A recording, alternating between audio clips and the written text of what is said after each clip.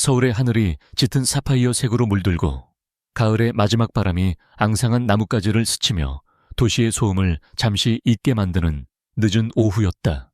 대한민국 경제계의 심장부 율진그룹의 본사 빌딩은 그 자체로 하나의 제국처럼 위용을 과시하고 있었다. 그리고 그 제국의 가장 높은 곳에 군림하는 황제 강태준 대표는 방금 막 지루한 이사회를 마친 참이었다. 그의 얼굴에는 어떤 감정도 실려있지 않았다.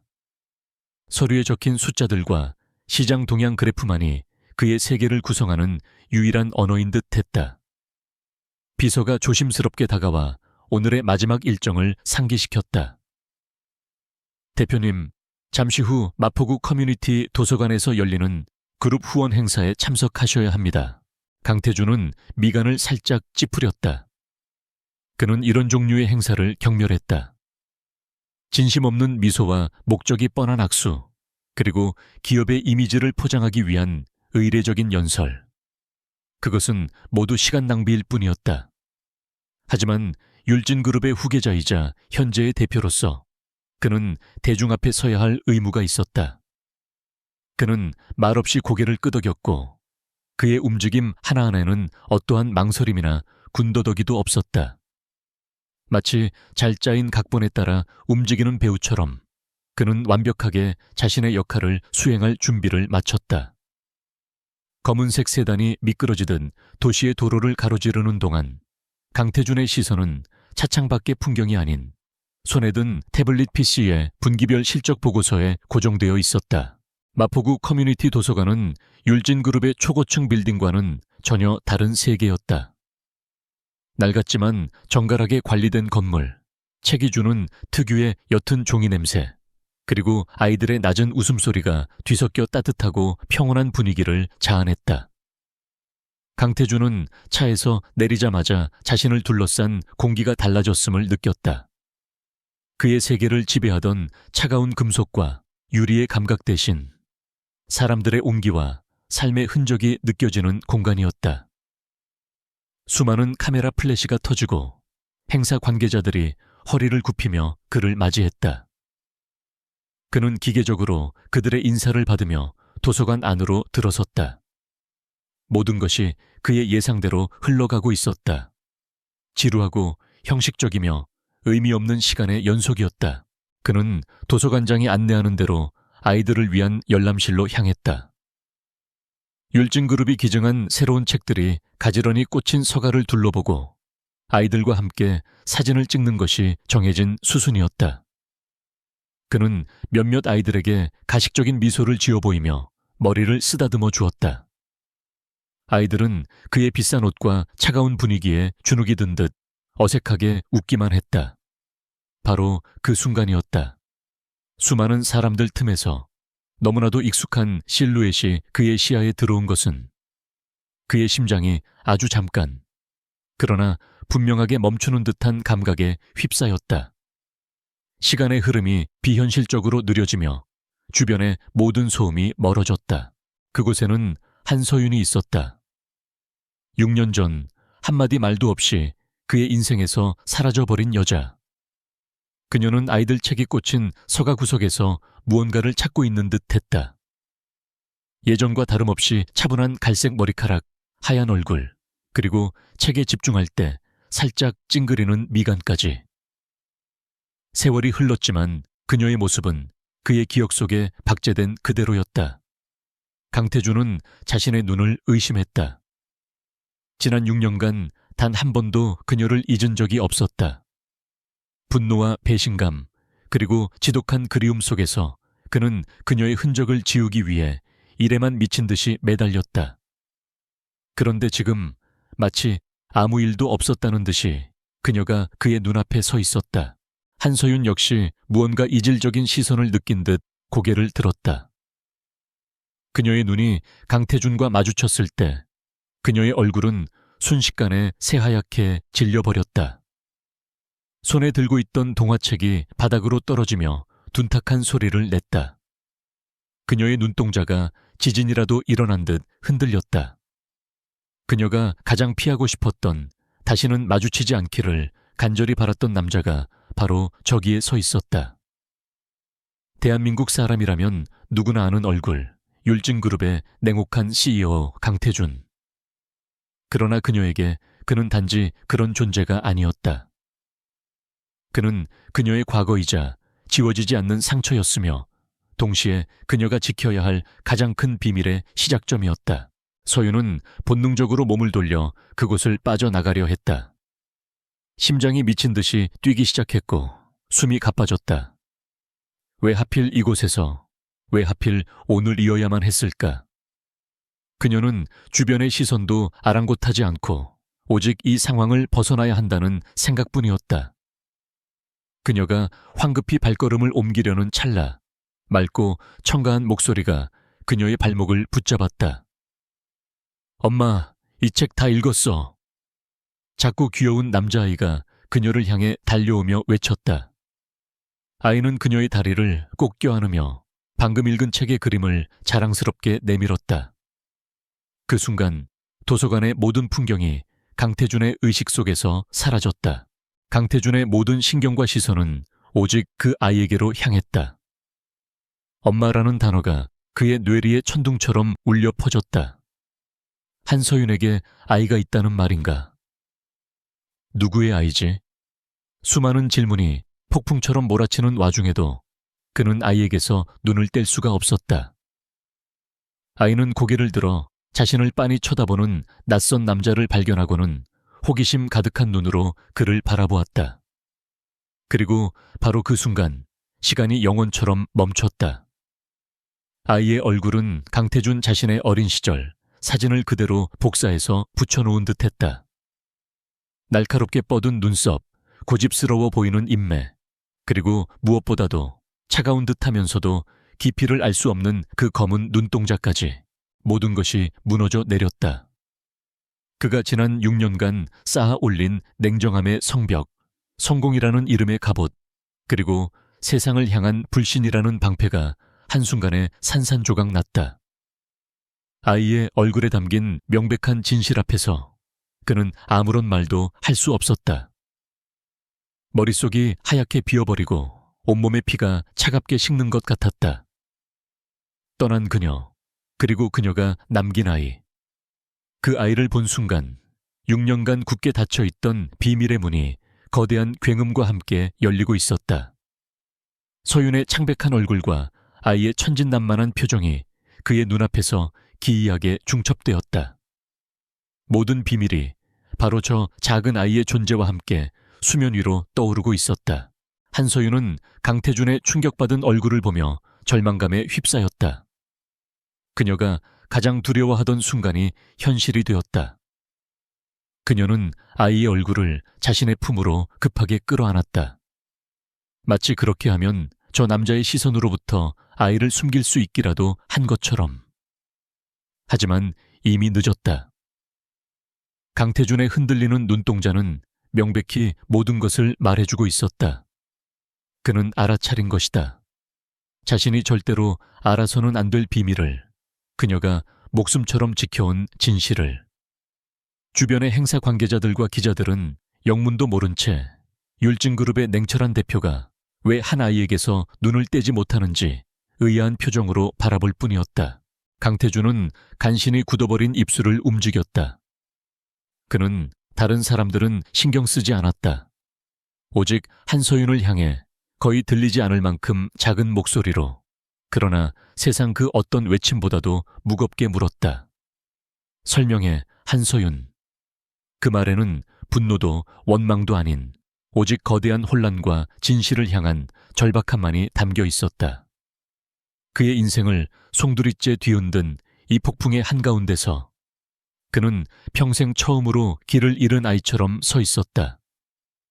그가 알던 세상은 바로 이 순간, 이 도서관의 한 구석에서 영원히 끝나버렸다.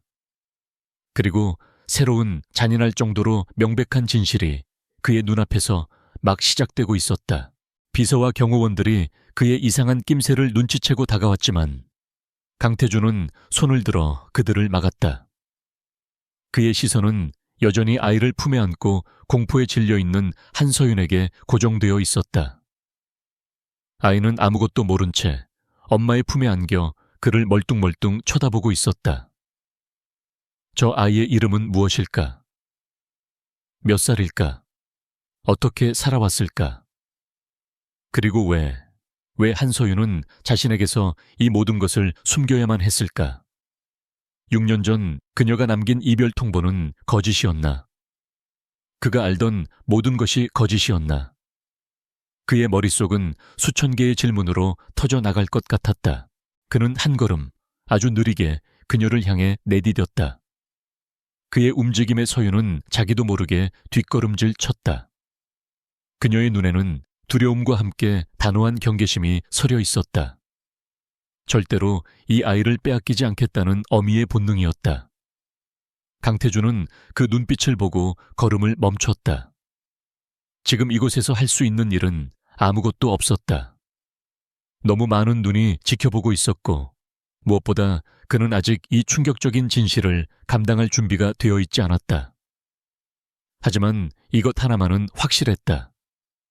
그는 절대로 이대로 물러서지 않을 것이다. 자신의 핏줄일지도 모르는 저 아이와 그 아이를 낳고 사라져버린 여자. 그는 모든 비밀의 답을 반드시 찾아내고야 말 것이다. 강태준은 남은 행사를 어떻게 마쳤는지 기억하지 못했다. 그의 머릿속은 온통 아이의 얼굴과 공포에 질려있던 한서윤의 눈빛으로 가득 차 있었다. 그는 로봇처럼 움직였다. 예정된 연설을 하고 기념 촬영에 응하고 몇몇 주요 인사들과 의미 없는 악수를 나눴다. 하지만 그의 영혼은 이미 그 자리에 없었다. 그의 비서인 김 실장은 대표의 상태가 심상치 않음을 즉시 알아차렸다. 단 한 번도 개인적인 감정을 드러낸 적 없던 강태준의 얼굴에서 냉정함이 사라지고 그 자리를 깊은 혼돈과 고뇌가 차지하고 있었다. 차에 오르자마자 강태준은 얼음장처럼 차가운 목소리로 첫 번째 명령을 내렸다. 김 실장, 한서윤 씨에 대해 알아봐.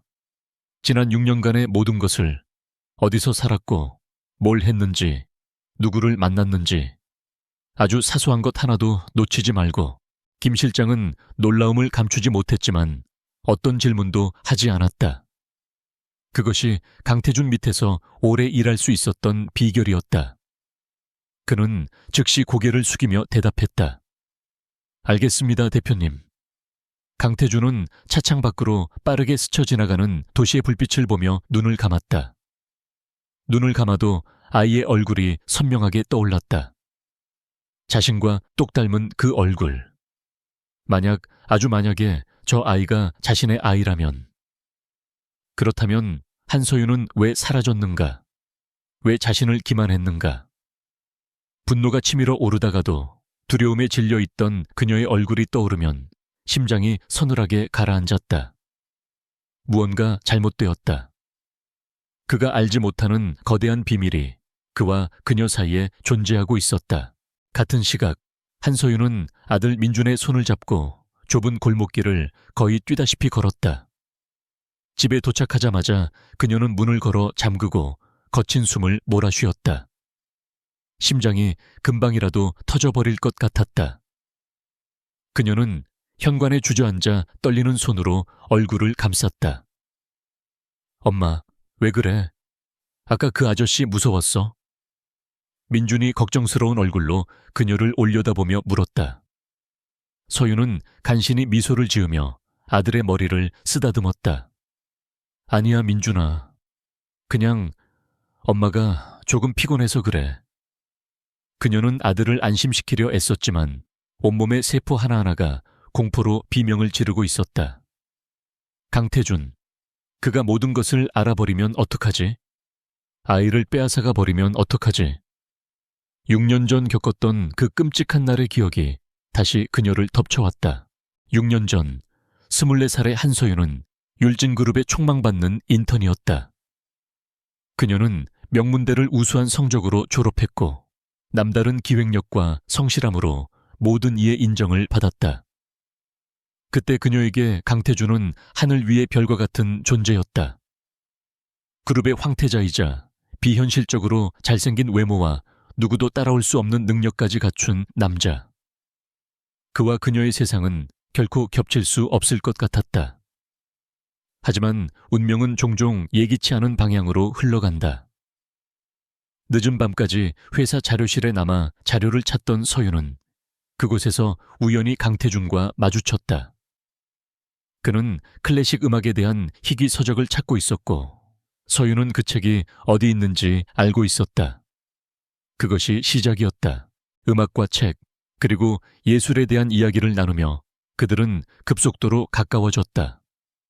차가운 가면 뒤에 숨겨진 그의 따뜻함과 외로움을, 평범해 보이는 그녀 안에 숨겨진 강인함과 총명함을 서로 발견했다. 그들의 연애는 철저히 비밀에 붙여졌다. 아무도 없는 심야의 영화관, 문 닫은 작은 갤러리, 서울 외곽의 한적한 수목원이 그들의 데이트 장소였다. 신분의 차이라는 거대한 벽이 존재했지만 함께 있는 순간만큼은 세상의 모든 것을 잊을 수 있었다. 태주는 처음으로 누군가에게 자신의 약한 모습을 보였고 서윤은 처음으로 자신의 모든 것을 걸고 누군가를 사랑했다. 영원할 것만 같았던 행복이었다. 하지만 그들의 행복은 오래가지 못했다.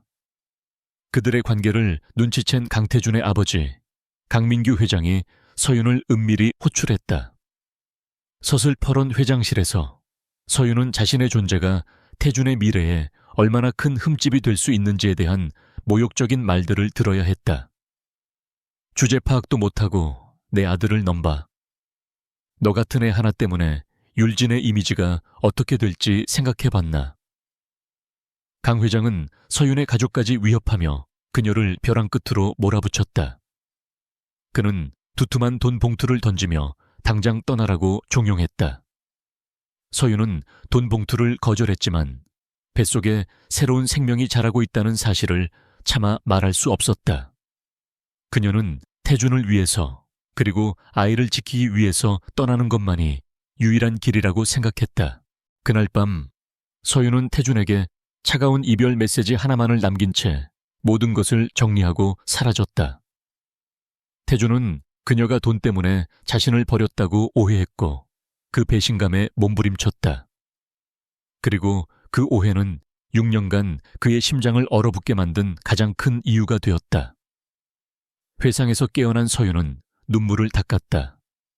지금은 슬픔에 잠겨 있을 시간이 아니었다. 그녀는 즉시 짐을 꾸리기 시작했다. 다시 도망쳐야 했다. 강태준의 권력과 재력이라면 자신과 민준을 찾아내는 것은 시간 문제일 터였다. 그녀는 어떻게든 아들을 지켜내야만 했다. 그녀의 인생에서 남은 유일한 빛이자 존재의 이유인 민준을 다음 날 강태준은 김 실장으로부터 첫 번째 보고를 받았다. 보고서에는 한서윤의 지난 6년간의 삶이 건조한 활자로 기록되어 있었다.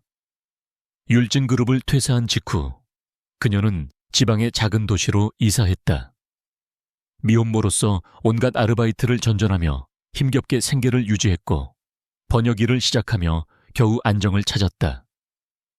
최근에야 더 나은 교육 환경을 위해 아들 강민준과 함께 서울로 다시 올라왔다는 내용이었다. 보고서 어디에도 다른 남자의 흔적은 없었다. 그녀의 삶은 오직 아들 민준을 중심으로만 돌아가고 있었다. 강태준은 강민준이라는 이름에서 시선을 떼지 못했다. 우연일까? 아니면 그의 심장이 세차게 뛰었다. 그는 보고서의 마지막 장으로 시선을 옮겼다. 그곳에는 김 실장이 특별히 첨부한 몇 가지 의문점이 적혀 있었다. 첫째, 한서윤이 퇴사한 날짜와 그녀의 계좌로 출처 불명의 거액이 입금되었다가 바로 다음 날 인출된 기록. 둘째, 그 시기가 강민규 회장의 개인 비서가 거액의 현금을 인출한 시점과 정확히 일치한다는 점. 그리고 마지막으로 그녀가 남겼다는 이별 메시지가 발신된 기지국이 율진그룹 본사 빌딩 근처였다는 사실까지. 그녀는 그를 떠나기 직전까지 바로 그의 곁에 있었던 것이다. 모든 조각들이 서서히 맞춰지기 시작했다. 강태준이 굳게 믿어왔던 진실의 토대가 흔들리고 있었다. 그녀가 돈 때문에 떠났다는 강 회장의 말이 거짓일 수 있다는 가능성. 그녀가 누군가에 의해 어쩔 수 없이 떠나야만 했다는 끔찍한 가설이 그의 머릿속을 지배하기 시작했다. 그는 태블릿 PC를 내려놓고 자리에서 일어났다. 창밖을 내다보는 그의 눈빛에는 더 이상 혼란이 아닌 차가운 분노와 서늘한 결의가 서려 있었다. 그는 자신의 손으로 직접 확인해야만 했다. 6년 전 그날 대체 무슨 일이 있었던 것인지, 그리고 이 모든 일의 중심에 있는 자신의 아버지가 어떤 역할을 했는지, 진실을 향한 그의 추적이 이제 막 본격적으로 시작되고 있었다. 강태준의 세상은 두 조각으로 나뉘었다. 하나는 여전히 수많은 결제 서류와 전략회의, 그리고 냉정한 비즈니스의 논리로 움직이는 율진그룹의 CEO로서의 세상이었다. 다른 하나는 한서윤과 강민준이라는 그의 인생을 송두리째 흔들어버린 비밀을 파헤쳐야 하는 남자로서의 세상이었다. 그는 두 세계를 오가며 아슬아슬한 줄타기를 했다. 낮에는 빈틈없는 경영자로, 밤에는 과거의 그림자를 쫓는 탐정으로 변했다. 그의 첫 번째 목표는 6년 전 강민규 회장의 개인 비서였던 박만철 부장이었다. 그는 현재 율진의 지방 계열사에서 한직으로 밀려나 조용한 말년을 보내고 있었다. 태준은 박 부장을 서울로 호출했다. 어떤 설명도 없이 내려진 대표의 호출에 박 부장은 사색이 되어 달려왔다. 태준의 집무실에 들어선 그는 6년 전보다 훨씬 더 냉혹하고 위압적인 아우라를 뿜어내는 젊은 총수 앞에서 고개조차 제대로 들지 못했다. 태준은 아무런 감정 없는 목소리로 단도직입적으로 물었다. 6년 전 한서윤 씨에게 전달된 돈, 박 부장 손으로 직접 인출한 거 맞지? 박만철 부장의 어깨가 크게 움찔했다. 그는 식은땀을 흘리며 필사적으로 부인하려 했지만 강태준의 모든 것을 꿰뚫어 보는 듯한 눈빛 앞에서 그의 거짓말은 힘을 잃었다. 결국 박 부장은 모든 것을 털어놓았다. 강민규 회장의 지시로 서윤을 어떻게 협박했는지, 그녀의 가난한 가족을 들먹이며 어떤 모욕적인 말을 퍼부었는지, 그리고 그녀가 끝까지 돈을 거부했지만 결국 아이를 위해 떠날 수밖에 없었다는 사실까지. 그는 심지어 서윤이 이별 메시지를 보내는 것까지 옆에서 감시했다고 고백했다. 태준은 굳게 주먹을 쥔 채 모든 이야기를 들었다. 피가 거꾸로 솟는 듯한 분노가 온몸을 휘감았지만 그는 표정 하나 바꾸지 않았다. 자신이 사랑했던 여자가 그런 끔찍한 일을 겪는 동안 자신은 그녀가 돈 때문에 자신을 배신했다고 믿으며 증오했던 것이다. 죄책감과 자기 혐오가 그의 심장을 칼처럼 파고들었다. 한편 최성훈 전무는 강태준의 미묘한 변화를 예리하게 감지하고 있었다. 최근 들어 태준은 회의에 집중하지 못하는 모습을 보였고 종종 사적인 일로 자리를 비우는 일도 잦았다. 최성훈은 이것을 기회라고 생각했다. 그는 율진그룹의 창업 공신 가문의 아들로서 항상 자신의 능력에 비해 강태준에게 가려져 있다고 생각해왔다. 그는 강민규 회장을 찾아가 은밀하게 자신의 관찰 결과를 보고하며 충성을 맹세했다. 회장님, 요즘 태준 대표의 상태가 정상이 아닙니다. 무언가 다른 일에 정신이 팔려있는 듯합니다. 제가 회장님의 눈과 귀가 되어 대표를 보좌하겠습니다. 강민규 회장은 아들의 변화를 이미 눈치채고 있었다. 그는 최성훈의 야심을 꿰뚫어 보면서도 아들을 통제할 장기말로 그를 이용하기로 마음먹었다. 이렇게 두 사람의 위험한 동맹이 조용히 시작되고 있었다. 모든 진실을 알게 된 강태준은 더 이상 기다릴 수 없었다. 그는 한서윤과 아이를 만나야만 했다. 하지만 그는 그녀를 또다시 공포에 몰아넣고 싶지는 않았다. 그는 김 실장을 통해 민준이가 다니는 유치원과 서윤이 아이를 데리러 오는 시간을 알아냈다. 다음 날 오후 그는 유치원에서 조금 떨어진 놀이터 벤치에 앉아 그들을 기다렸다. 잠시 후 서윤이 민준의 손을 잡고 유치원 문을 나서는 것이 보였다. 그의 심장이 세차게 뛰기 시작했다. 저 작은 아이가 자신의 아들이었다. 세상의 그 어떤 M&A 성공보다도 더 경이롭고 가슴 벅찬 순간이었다. 민준은 엄마 손을 놓고 놀이터를 향해 달려왔다. 아이는 미끄럼틀을 타고 그네를 타며 천진난만하게 웃었다. 서윤은 그런 아들을 따뜻한 눈으로 바라보며 벤치에 앉았다. 강태준은 멀리서 그 모습을 지켜보는 것만으로도 가슴 한구석이 아릿해왔다. 그가 지난 6년간 놓쳐버린 시간들이었다. 그때 민준이가 차고 있던 작은 공이 대구르르 굴러와 강태준의 발치에 멈췄다. 아이는 그를 향해 달려오더니 낯선 사람 앞에서도 주눅들지 않고 씩씩하게 말했다. 아저씨, 공 좀 주워주세요. 강태준은 천천히 허리를 숙여 공을 집어들었다. 아이와 눈이 마주치는 순간 그는 숨을 쉬는 것조차 잊었다. 아이의 검은 눈동자 속에 자신의 모습이 비치고 있었다. 그는 아이에게 공을 건네며 최대한 부드러운 목소리로 물었다. 이름이 뭐니? 아이는 해맑게 웃으며 대답했다. 강민준이에요. 아저씨는요? 그 순간 서윤이 놀라 자리에서 벌떡 일어섰다. 그녀는 두 사람이 함께 있는 모습을 보고는 피가 모두 빠져나가는 듯한 공포에 휩싸였다. 그녀가 달려와 민준의 앞을 막아서며 아이를 자신의 등 뒤로 숨겼다. 여기서 뭘 하는 거예요? 그녀의 목소리는 분노와 두려움으로 가늘게 떨리고 있었다. 그녀는 태준이 모든 것을 알아차렸음을 직감했다. 그녀의 눈빛은 마치 새끼를 지키려는 어미 사자처럼 경계심으로 가득 차 있었다. 강태준은 자리에서 일어섰다.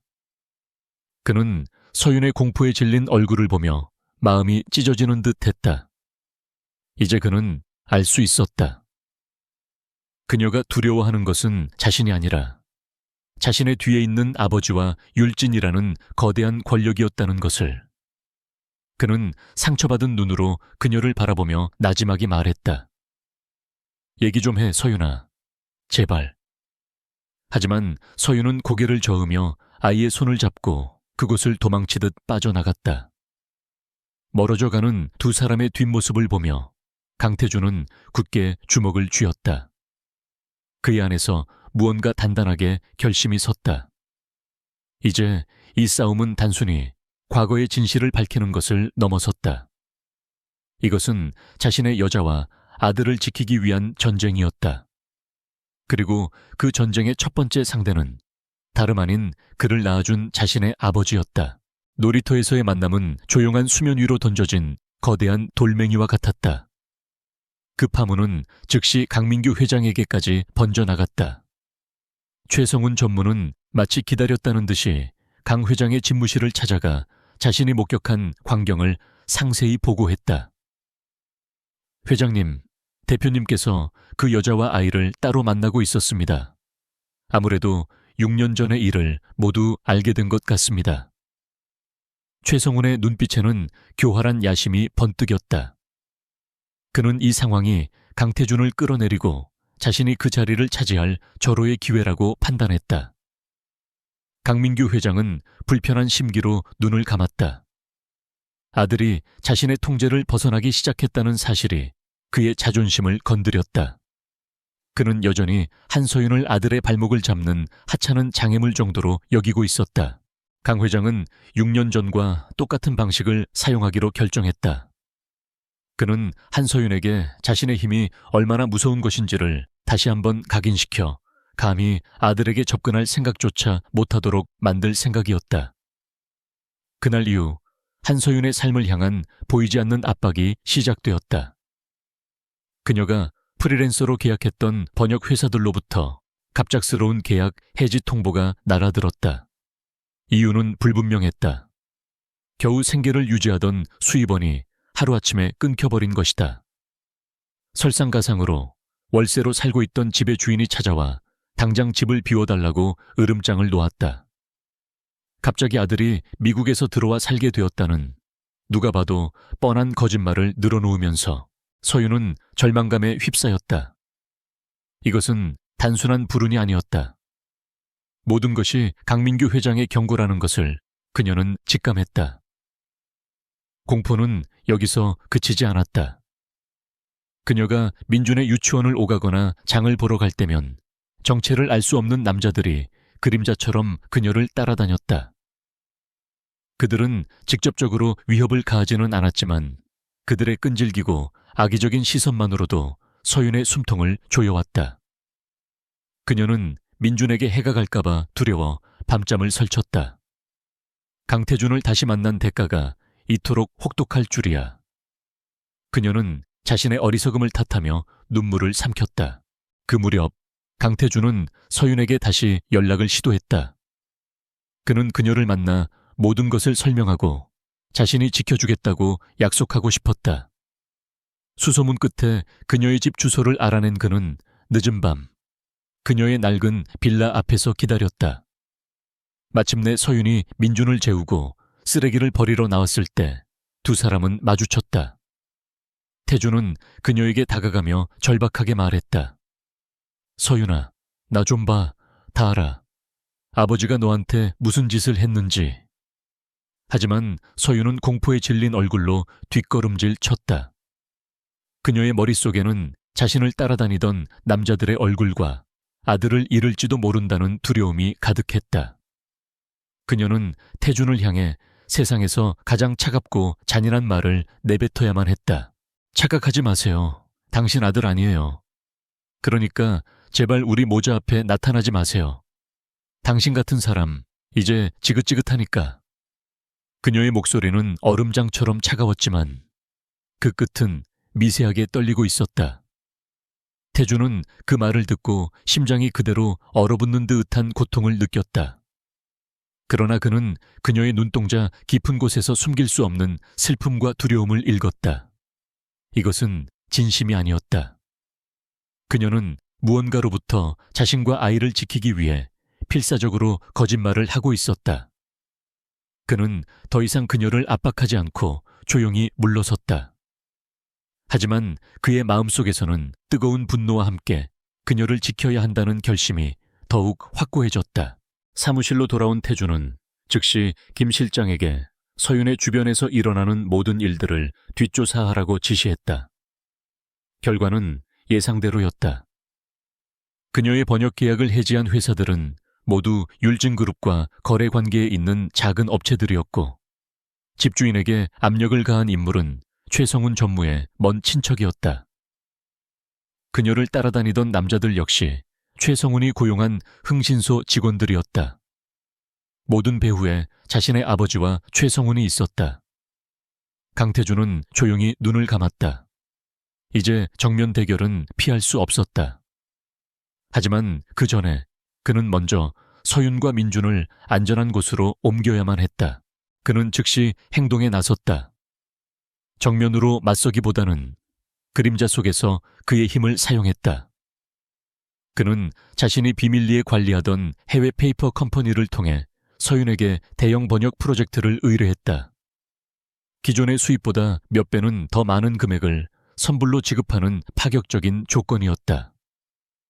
또한 그는 대리인을 내세워 서윤이 살고 있는 빌라 건물 전체를 매입해버렸다. 그리고는 새로운 건물주로서 그녀의 임대 계약을 보장하고 집주인을 통해 괴롭혔던 관리소장을 해고했다. 마지막으로 그는 자신의 직속 경호팀을 사복 차림으로 서윤과 민준의 주위에 배치했다. 그들은 최성훈의 사람들을 조용히 정리했고 더 이상 누구도 그녀에게 접근하지 못하도록 만들었다. 모든 것은 철저히 비밀리에 진행되었다. 서윤은 갑자기 자신의 삶을 옥죄던 문제들이 해결되기 시작한 것에 안도하면서도 한편으로는 깊은 의구심을 느꼈다. 마치 보이지 않는 손이 자신을 돕고 있는 것 같았다. 그녀는 혹시나 하는 마음에 강태준을 떠올렸지만 이내 고개를 저었다. 그에게 그런 모진 말을 뱉은 자신을 그가 도울 리 없다고 생각했다. 한편 강태준은 서윤을 위한 보호막을 치는 동시에 최성훈을 향한 칼날을 갈고 있었다. 그는 그룹의 최고 감사팀을 소집하여 최성훈이 관리하는 모든 부서에 대한 특별 감사를 지시했다. 표면적으로는 정기 감사였지만 그 칼끝은 정확히 최성훈의 비자금과 횡령 혐의를 겨누고 있었다. 거대한 방역을 위한 준비가 어둠 속에서 조용히 시작되고 있었다. 강태준이 지시한 특별 감사는 조용하지만 날카롭게 진행되었다. 감사팀은 율진그룹 최고의 전문가들로 구성되어 있었고 그들의 눈을 속일 수 있는 장부는 없었다. 며칠 후 태준의 책상 위에는 최성훈 전무의 모든 비리가 담긴 두꺼운 보고서가 놓여 있었다. 그는 지난 몇 년간 유령 회사를 설립하여 공사비를 부풀리고 납품 단가를 조작하는 방식으로 막대한 비자금을 조성해왔다. 증거는 명백했고 그의 모든 자금 흐름은 낱낱이 추적되었다. 이제 강태준은 최성훈의 숨통을 끊을 수 있는 확실한 칼을 손에 쥐게 된 것이다. 하지만 그의 진짜 목표는 최성훈이 아니었다. 그는 이 모든 것을 알면서도 묵인했거나 어쩌면 방조했을지도 모를 자신의 아버지를 겨냥하고 있었다. 기업의 비리를 증명할 서류는 충분했지만 6년 전의 개인적인 사건을 입증하기 위해서는 인간적인 증거가 필요했다. 그는 박만철 부장의 증언을 통해 그 자리에 또 다른 사람이 있었다는 사실을 기억해냈다. 당시 회장실에 차를 가져왔던 젊은 여비서였다.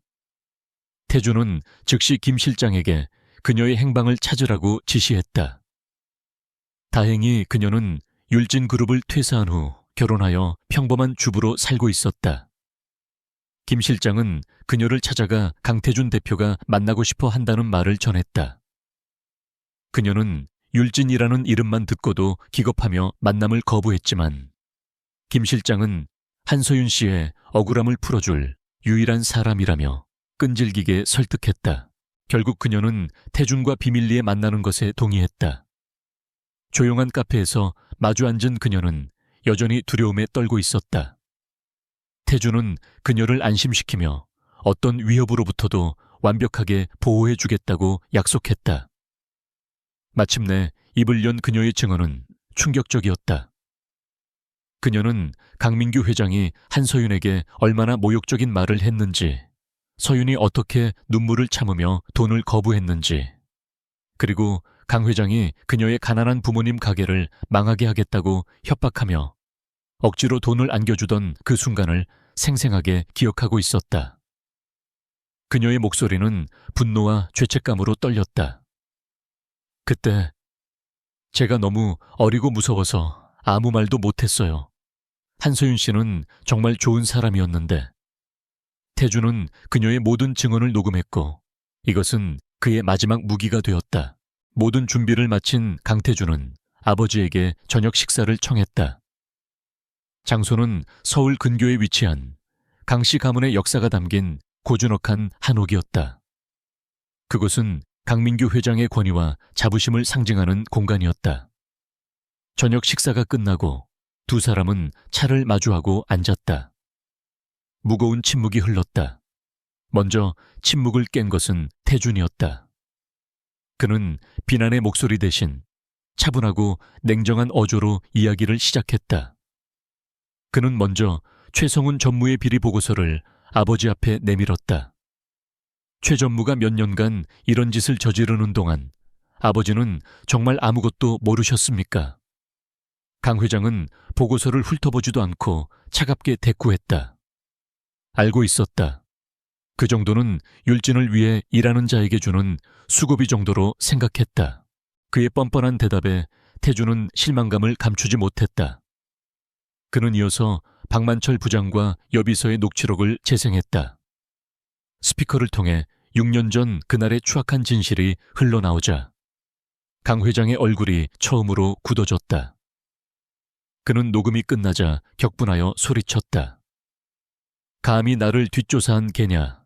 저런 미천한 것들의 말을 믿고 이 애비를 신문하는 것이냐? 하지만 태주는 흔들리지 않았다. 그는 마지막으로 자신의 휴대폰을 꺼내 민준의 사진을 아버지 앞에 놓았다. 사진 속에서 민준은 해맑게 웃고 있었다. 이 아이는 회장님의 손자입니다. 제 아들입니다. 그 순간 강 회장의 모든 분노가 거짓말처럼 사라졌다. 그는 사진 속의 아이에게서 자신의 젊은 시절과 아들의 어린 시절을 동시에 보았다. 그는 처음으로 당혹스러운 표정을 지었다. 하지만 그것도 잠시, 그는 다시 냉정한 총수의 얼굴로 돌아왔다. 그는 모든 것을 인정했다. 한치의 후회나 미안함도 없이 그는 자신의 행동이 오직 강태준과 율진그룹을 위한 최선의 선택이었다고 강변했다. 겨우 그런 계집 하나 때문에 내 미래를 망칠 수는 없었다. 리더에게 감상주의는 사치일 뿐이야. 나는 율진을 위해 최선을 다했을 뿐이다. 그것이 그의 변명이었고 뒤늦은 고백이었다. 그 말을 듣는 순간 강태준은 아버지에 대한 마지막 희망의 끈을 놓아버렸다. 이 사람은 변하지 않을 것이다. 자신의 잘못을 절대로 인정하지 않을 것이다. 그는 조용히 자리에서 일어섰다. 더 이상 할 말은 없었다. 아버지의 방식은 틀렸습니다. 저는 아버지와 다른 길을 갈 겁니다. 그 말을 남기고 그는 한옥을 나섰다. 홀로 남겨진 강 회장은 처음으로 아들의 눈에서 자신을 향한 경멸과 함께 통제할 수 없는 강력한 의지를 보았다. 그는 불안감에 휩싸였다. 한편 차를 타고 돌아오는 강태준은 김 실장에게 전화를 걸었다. 다음 주 이사회 긴급 안건을 상정하게. 최성훈 전무회의만과 그룹 윤리 경영 쇄신안을. 그의 목소리는 차갑고 단호했다. 거대한 전쟁의 서막이 올랐다. 율진그룹의 이사회 회의실에는 폭풍전야와 같은 무거운 긴장감이 감돌았다. 그룹의 운명을 좌우하는 최고위 임원들이 모두 한자리에 모여 있었다. 상석에는 여전히 절대 권력의 상징인 강민규 회장이 앉아 있었고 그의 옆에는 자신감 넘치는 표정의 최성훈 전무가 자리했다. 강태준은 약속된 시간에 맞춰 마지막으로 회의실에 들어섰다. 그의 얼굴은 어떤 감정도 읽을 수 없을 만큼 평온했지만 그 고요함이 오히려 상대를 압도하는 기운을 뿜어내고 있었다. 최성훈과 강 회장은 그의 예상치 못한 평온함에 순간적으로 당황했으나 이내 모든 것이 자신들의 계획대로 흘러갈 것이라 확신하며 표정을 관리했다. 회의가 시작되고 몇 가지 안건이 형식적으로 처리된 후 최성훈이 자리에서 일어나 발언을 요청했다. 의장님, 그리고 이사님들, 오늘 저는 그룹의 미래를 위해 매우 중차대한 문제를 제기하고자 합니다. 그의 목소리에는 비장함마저 서려 있었다. 그는 준비해온 자료를 스크린에 띄우며 강태준에 대한 공격을 시작했다. 그는 태준이 최근 사적인 감정에 휘둘려 회사에 막대한 손해를 끼칠 수 있는 비이성적인 결정을 내렸다고 주장했다. 서윤이 살던 빌라 건물을 매입한 일, 특정 감사팀을 동원해 내부 분열을 조장한 일 등을 교묘하게 왜곡하여 그를 무능하고 감정적인 리더로 몰아갔다. 최성훈의 연설은 정점을 향해 치달았다. 현재 강태준 대표는 율진이라는 거대한 배를 이끌 선장의 자격이 없습니다. 저는 이 자리에서 강태준 대표의 해임안을 긴급 발의하는 바입니다. 회의실은 순식간에 술렁거렸다. 대부분의 이사들은 최성훈의 갑작스러운 행동에 당황했지만 몇몇은 이미 그와 말을 맞춘 듯 동조의 뜻을 내비쳤다. 바로 그때 모두의 예상을 깨고 강민규 회장이 입을 열었다. 최 전무의 의견에 동의하오. 나 역시 아들인 강 대표가 그룹을 이끌기에는 아직 미숙하다고 판단하고 있어. 아버지의 공개적인 비난. 그것은 최성훈이 준비한 마지막 결정타였다. 이제 모든 것이 끝난 것처럼 보였다. 하지만 강태준은 조금도 흔들리지 않았다. 그는 조용히 자리에서 일어나 이사들을 향해 고개를 숙였다. 최 전무님과 회장님의 우려에 대해 잘 들었습니다. 하지만 그에 대한 답변을 드리기 전에 제가 최근 지시했던 특별 감사 결과를 먼저 보고 드리고자 합니다. 그의 차분한 목소리에 술렁이던 회의실이 다시 조용해졌다. 그는 스크린 화면을 전환시켰다.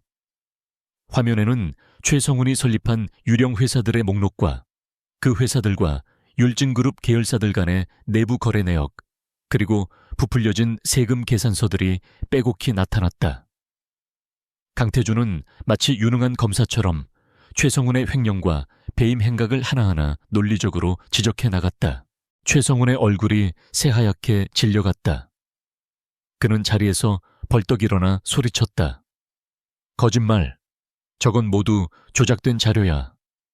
하지만 강태준은 그의 발악을 무시한 채 마지막 증거를 화면에 띄웠다.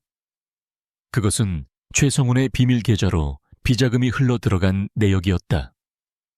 더 이상의 변명은 불가능했다. 강태준은 얼어붙은 이사들을 향해 선언했다. 이것은 단순한 경영상의 실수가 아닙니다. 명백한 범죄 행위입니다. 그리고 그의 말이 끝나기 무섭게 회의실의 육중한 문이 열렸다. 안으로 들어온 것은 검찰 수사관들이었다. 그들은 곧장 최성훈에게 다가가 차가운 수갑을 채웠다. 회의실은 아수라장이 되었고 밖에서 대기하고 있던 기자들의 카메라 플래시가 쉴 새 없이 터져 나왔다. 모든 소동이 정리되고 사람들의 시선은 이제 한 사람에게로 향했다. 바로 강민규 회장이었다. 그는 아들의 치밀한 방역에 속수무책으로 당한 자신의 처지를 믿을 수 없다는 듯 멍하니 앉아 있었다. 그때 강태준은 아직 끝나지 않았다는 듯이 입을 열었다. 이런 수준의 부패가 최고 권력자의 묵인 없이 가능했다고 생각하십니까? 그는 이어서 6년 전 여비서의 증언이 담긴 녹음 파일을 재생했다. 회의실 전체에 한 여자의 인생을 무참히 짓밟는 강 회장의 오만하고 잔인한 목소리가 울려 퍼졌다. 존경받는 기업가로 알려졌던 그의 민낯이 만천에 드러나는 순간이었다. 강태준은 자신의 아버지를 똑바로 바라보며 마지막 일격을 가했다. 개인의 이익을 위해 회사의 권력을 남용하고 무고한 사람의 삶을 파괴한 리더는 더 이상 율진을 이끌 자격이 없습니다. 그는 이미 모든 증거 자료를 검찰과 언론사에 넘겼다고 밝혔다. 사면촉에 몰린 강민규 회장은 더 이상 버틸 힘이 없었다. 평생의 동지였던 한 원로 이사가 낮은 목소리로 그의 용퇴를 권했다. 결국 강민규 회장은 떨리는 목소리로 자신의 사임을 발표하고 수많은 카메라 플래시를 뒤로 한 채 초라하게 회의실을 걸어 나갔다. 한 시대의 제왕이 몰락하는 순간이었다. 폭풍이 휩쓸고 간 회의실의 강태준은 홀로 서 있었다. 승리했지만 마음은 무거웠다. 그는 정의를 실현하고 가족을 지키기 위해 자신의 손으로 아버지를 끌어내려야만 했다. 그가 짊어져야 할 업보의 무게였다. 그는 주머니에서 휴대폰을 꺼내 한서윤과 민준의 사진을 보았다. 사진 속에서 두 사람은 행복하게 웃고 있었다. 그는 자신이 왜 이 힘든 싸움을 해야만 했는지를 다시 한번 상기했다. 이제 낡은 시대는 끝났다. 율진그룹의 미래, 그리고 그의 새로운 가족의 미래는 온전히 그의 두 어깨에 달려 있었다. 이사회의 폭풍이 지나간 후 율진그룹은 거대한 변화의 소용돌이에 휩싸였다. 강태준은 이제 대표이사이자 이사회 의장의 직무를 대행하게 되었다. 그의 이름 앞에는 냉혹한 황태자 대신 개혁의 기수라는 새로운 수식어가 붙었다. 그는 밤낮을 가리지 않고 일에 매달렸다. 최성훈과 강민규 회장의 그늘 아래서 자행되었던 모든 비리를 뿌리 뽑고 투명하고 윤리적인 경영 시스템을 도입하기 위해 전력을 다했다. 투자자들과 직원들을 안심시키는 한편 그룹의 새로운 비전을 제시하며 혼란을 수습해 나갔다. 그의 결단력 있고 확고한 리더십 아래 율진그룹은 빠르게 안정을 되찾아갔다. 기업의 공적인 문제를 해결하는 동안에도 그의 마음은 온통 한서윤과 강민준에게 향해 있었다. 그는 이제 그녀를 떳떳하게 마주할 자격이 생겼다고 생각했다. 더 이상 그녀를 괴롭혔던 남자의 아들이 아니라 그 남자를 단죄하고 그녀의 명예를 되찾아준 남자로서 그는 자신의 모든 것을 걸고 지켜야 할 가족에게 지난 6년간의 빚을 갚아야만 했다. 그는 비서를 통해 그녀를 호출하는 대신 직접 그녀를 찾아가기로 마음먹었다. 그 어떤 권위나 지위도 내려놓고 오직 한 여자에게 용서를 구하는 한 남자로서 그녀 앞에 서고 싶었다. 그날 저녁 그는 서윤의 집 근처 공원에서 조용히 그녀를 기다렸다. 퇴근 시간이 지난 후 서윤이 민준의 손을 잡고 집으로 향하는 모습이 보였다.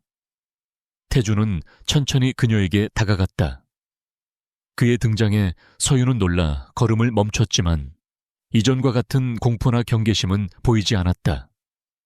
그녀 역시 뉴스를 통해 이사회에서 있었던 모든 일을 알고 있었다. 자신을 벼랑 끝으로 내몰았던 두 사람이 몰락하는 모습을 보며 그녀는 복잡한 감정에 휩싸였다. 6년간 묵은 체증이 내려가는 듯한 후련함과 동시에 이 모든 것을 홀로 감당했을 그에 대한 연민과 걱정이 밀려왔다. 태주는 그녀의 앞에서 걸음을 멈추고 진심을 담아 고개를 숙였다. 미안해. 그 한마디에는 수만 가지 감정이 담겨 있었다. 내가 너무 늦게 알았어. 너를 더 믿어주지 못해서, 너를 지켜주지 못해서 정말 미안하다. 그는 이사회에서 있었던 일들을 차분히 설명했다. 어떻게 진실을 알게 되었고 왜 그런 극단적인 방법을 선택할 수밖에 없었는지. 그의 목소리에는 어떤 변명이나 자기 합리화도 없었다. 오직 지난날의 과거에 대한 깊은 후회와 그녀를 향한 진심 어린 사과만이 담겨 있었다. 그의 진솔한 고백을 들으며 서윤의 눈시울이 붉어졌다. 지난 6년간 그녀를 짓눌러왔던 모든 서름과 두려움이 눈물과 함께 터져 나왔다. 그녀는 더 이상 강한 척할 필요가 없었다. 이 남자는 자신을 버렸다고 원망했던 이 남자는 사실 단 한순간도 자신을 잊은 적이 없었던 것이다.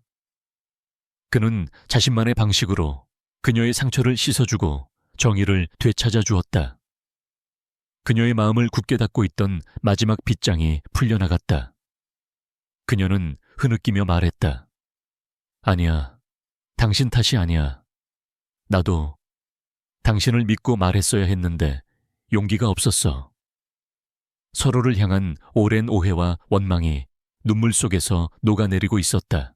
한참 후 감정을 추스른 태주는 조심스럽게 물었다. 민준이 만나봐도 될까? 율진의 후계자가 아니라 그냥 아빠로서. 그의 목소리는 불안감에 미세하게 떨리고 있었다. 서윤은 눈물을 닦고 부드럽게 미소 지었다. 그것은 허락의 의미였다. 그들은 함께 집으로 향했다. 집에 돌아온 민주는 거실에 서 있는 태준을 보고는 잠시 낯을 가리는 듯 했지만 이내 호기심 가득한 눈으로 그를 바라보았다. 서윤은 아들의 눈높이에 맞춰 앉아 다정하게 말했다. 민준아, 이 아저씨는 민준이 아빠야. 멀리 출장 갔다가 이제 돌아오셨어. 민준은 큰 눈을 동그랗게 뜨고 태준을 한 번, 엄마를 한 번 번갈아 쳐다보았다.